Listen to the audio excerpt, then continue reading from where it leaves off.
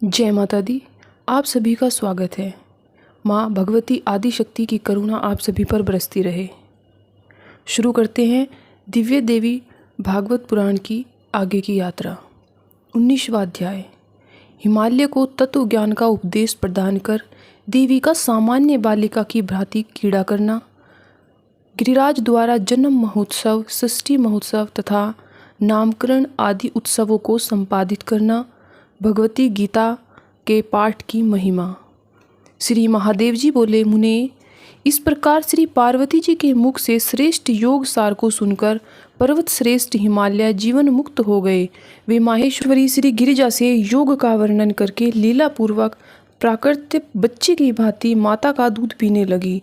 गिरिराज हिमालय ने भी अत्यंत हर्षोल्लास के साथ बड़ा भारी उत्सव किया, जैसे किसी ने कहीं भी न तो देखा था और न ही सुना था। छठे दिन षष्ठी देवी की पूजा कर 10वां दिन आने पर पर्वतराज हिमालय ने उनका नाम पार्वती ऐसा सार्थक नाम रखा। इस प्रकार तीनों लोकों की जननी नित्य स्वरूपिणी श्रेष्ठ प्रकृति मेनका के गर्भ से उत्पन्न होकर हिमालय के घर में रहने लगी। नारद, जो मनुष्य पार्वती के द्वारा हिमालय से कहे गए उत्तम योग का पाठ करता है, उसके लिए मुक्ति सुलभ हो जाती है। मुनिवर, भगवती सर्वाणी उस मनुष्य पर सदा प्रसन्न रहती है और देवी पार्वती के प्रति उसके मन में दृढ़ भक्ति उत्पन्न हो जाती है। अष्टमी, नवमी और चतुर्दशी तिथि को भक्ति प्रायण होकर श्री पार्वती गीता का पाठ करने वाला मनुष्य जीवन मुक्त हो जाता है। शरतकाल में महाअष्टमी तिथि को उपवास करके तथा रात भर जागरण करके जो मनुष्य इसका पाठ करता है, उसके पुण्य का वर्णन मैं क्या करूं। दुर्गा भक्ति परायण वह मनुष्य सभी देवताओं का पूज्य हो जाता है और इंद्र आदि लोकपाल उसकी आज्ञा के अधीन हो जाते हैं। वह साक्षात भगवती की कृपा से देवी कला को स्वयं प्राप्त हो जाता है और उसके ब्रह्म हत्या आदि पाप भी नष्ट हो जाते हैं।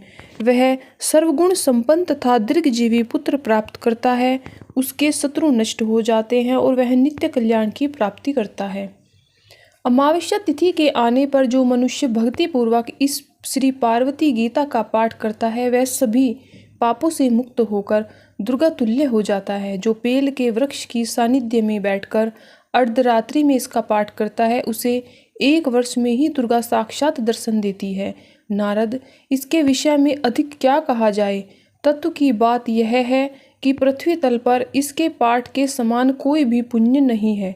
मुनि श्रेष्ठ, इस लोक में तप, ज्ञान, यज्ञ आदि कर्मों के फल तो परिमित हैं, किंतु इसके पाठ के फल की कोई सीमा नहीं है। इस प्रकार शाश्वत होते हुए भी परमेश्वरी जिस तरह से लीला पूर्वक मेनका के गर्भ से उत्पन्न हुई, वह वृत्तांत मैंने आपसे कह दिया। अब आप पुनः क्या सुनना चाहते हैं। इस प्रकार श्री महाभागवत पुराण के अंतर्गत श्री महादेव नारद संवाद में श्री भगवती गीता महात्म्य वर्णन नामक 19वां अध्याय पूर्ण हुआ। 20वां अध्याय। भगवती का विविध बालोचित लीलाओं द्वारा हिमालय तथा मैना को आनंदित करना। देवऋषि नारद द्वारा देवी के महात्म्य का वर्णन।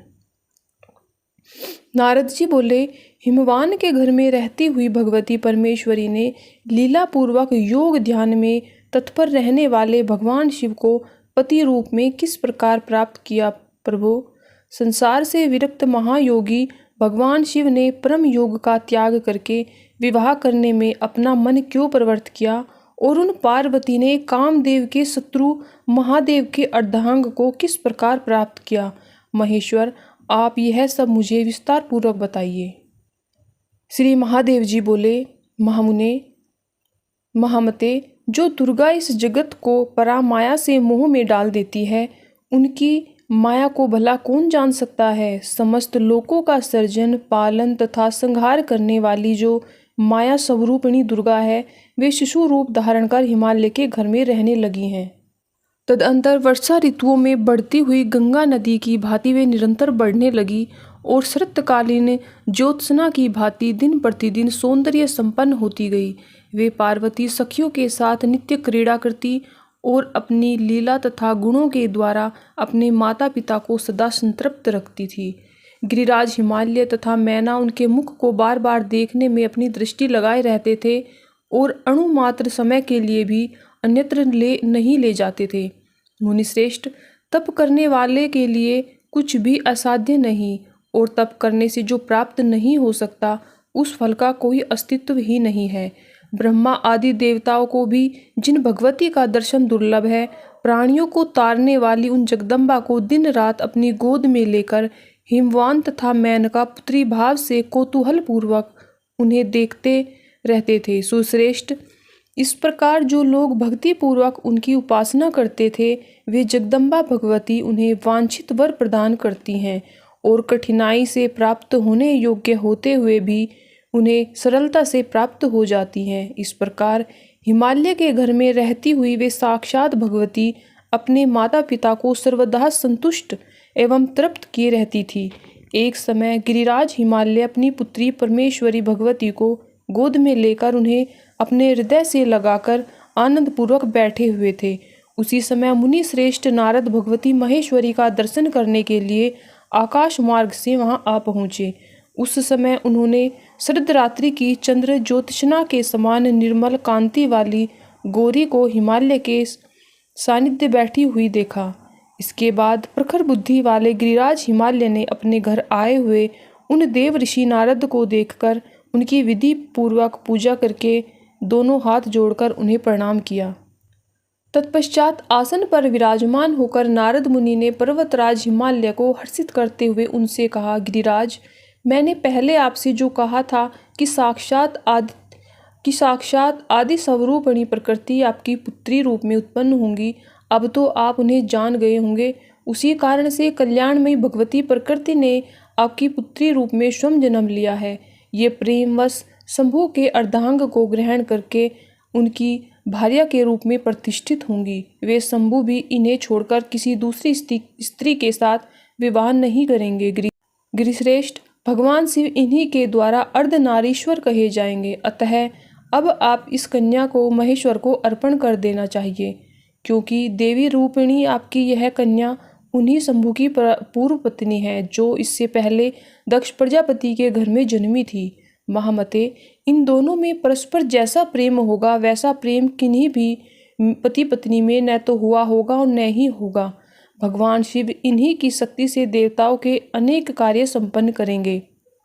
इन भगवती का पुत्र भी महान बलशाली तथा पराक्रमी होगा, जिसके समान बलवान योद्धा न तो हुआ होगा और न ही होगा। अतः किसी अन्य को यह कन्या देने के लिए मन में मत बनाइएगा। नारद मुनि का यह वचन सुनकर गिरिराज हिमालय ने उनसे कहा, सुना जाता है कि देवताओं के लिए भी अगोचर वे महेश्वर अनासक्त तथा महान योगी हैं और उन्होंने कठोर तपस्या भी की है। निर्विकार ब्रह्मा में सर्वदा अपना चित्त लगाए रखने वाले वे निश्चल शिव अपने अंतकरण में केवल परम ब्रह्मा को देखते रहते हैं, बाहर की ओर अपनी दृष्टि भी नहीं डालते। उन महेश्वर के ऐसे स्थिर चित्त को विचलित करने में भला कौन समर्थ हो सकता है? फिर वे मेरी इस कन्या को पत्नी रूप में भला कैसे स्वीकार करेंगे? नारद जी बोले, पर्वत श्रेष्ठ, आप उस विषय में कुछ भी चिंता न कीजिए। जिस तरह से उनका ध्यान भंग होगा उसे सुनिए। असुर राज तारकासुर ने मदांत होकर सभी देवताओं को बंधु बांधवों सहित जीतकर इंद्र का राज्य छीन लिया है। उसी प्रकार वह तारकासुर अन्य देवताओं के भी अधिकार बलपूर्वक छीनकर ब्रह्मा जी के द्वारा दिए गए वर के अनुसार तीनों लोकों का एकमात्र अधिपति बन बैठा है। ब्रह्मा जी ने भगवान शिव के अमित तेजस्वी ओजस पुत्र के द्वारा उस दुरात्मा की मृत्यु होना सुनिश्चित किया है। इसलिए ब्रह्मा जी के आदेश अनुसार इंद्र आदि सभी देवता अत्यंत सावधानी पूर्वक महादेव जी को विमोहित करने के लिए प्रयत्नशील होंगे। पर्वत श्रेष्ठ, यह सब कार्य केवल निमित्त भर एवं लौकिक ही होगा। वास्तविकता तो यह है कि आपकी यह पुत्री ही महादेव जी को सम्मोहित करेगी। आपकी यह कन्या जगत को मोहित करने वाली महामाया है। विष्णु को सम्मोहित करने वाली लक्ष्मी है और शिव को सम्मोहित करने वाली शिवा है। महान योगी वे महाकालेश्वर स्त्रीचित्त से समाधि में स्थित होकर अपनी अंतर्यामिनी प्रिया महाकाली का दर्शन करते हैं और इन्हीं के लिए वे आत्मा स्वरूप में मन को स्थिर करके निरंतर तपस्या कर रहे हैं। इन्हें पुनः पत्नी रूप में प्राप्त करके वे योग मुक्त हो जाएंगे। पुनः वे शंकर ध्यान योग के बल से शीघ्र ही यह जानकर कि ये ब्रह्म रूपिणी सनातनी भगवती आपके घर में उत्पन्न हुई हैं, आपके शिखर पर तप करने के लिए निश्चित रूप से आएंगे। श्री महादेव जी बोले, गिरिराज हिमालय से ऐसा कहकर वे नारद मुनि तत्काल आकाश मार्ग से होते हुए मध्यकालीन सूर्य के समान प्रभाव वाले अपने स्थान के लिए प्रस्थित हो गए। इस प्रकार श्री महाभागवत पुराण के अंतर्गत महादेव नारद संवाद में 20वां अध्याय पूर्ण हुआ। जय माता दी।